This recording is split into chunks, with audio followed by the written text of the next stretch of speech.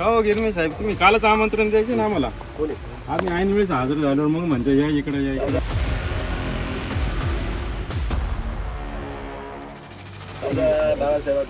नाही नाही, आता धार्मिक कामाचं कंपाऊंडच्या बाहेर म्हणजे त्यांच्या ताब्यात किती जागा आहे, त्यांना किती जागेचं ठरावे ते सांगा. तुम्हाला किती जागेचं ठरावे?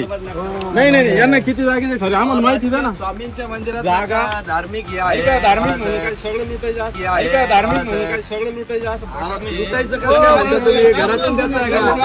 लुटायचं काय सांगितलं? बाळासाहेब, भाषा चुकीची वापरू नका.